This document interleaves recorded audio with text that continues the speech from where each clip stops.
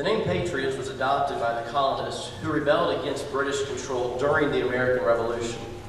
Patriots included men and women of every social, ethnic, and economic background. They included college students like Alexander Hamilton, planters like Thomas Jefferson, and plain farmers like Daniel Shays. Before 1775, Patriots existed in groups such as the Sons of Liberty, of which Paul Revere was a member.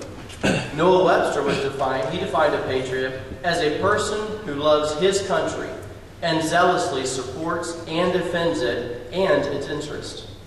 Though many of the patriots were highly educated and fairly wealthy, without the involvement and support of ordinary men and women, shopkeepers, homemakers, lawyers, farmers, seamstresses, and ministers, the struggle for independence would have failed. Though historians differ somewhat on their estimations, it's commonly held that about a third of the colonists were patriots who openly joined the Revolution. Another third remained loyal to England, and about a third was neutral. The Boston Tea Party was an example of the direct protest of the colonial patriots against British taxation. Boarding 3 ships and throwing the cargo of tea into Boston Harbor was a key event in the growth of the American Revolution. It is because of the vision, faith, and courage of those patriots that we exist today as a constitutional republic.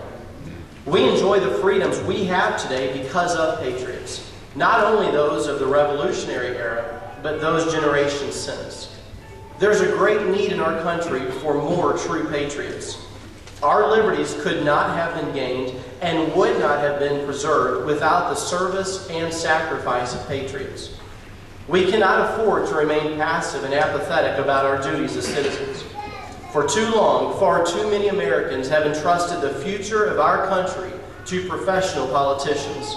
If we are going to stem the tide of irresponsible government, we must educate, motivate, and organize a new generation of zealous patriots.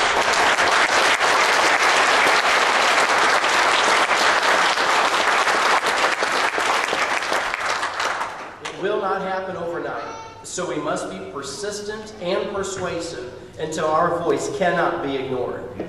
What a great day to be Americans. Today we celebrate our nation's independence, rejoicing in the blessing that we have been bestowed on these United States, and pledging ourselves anew to love and serve our country.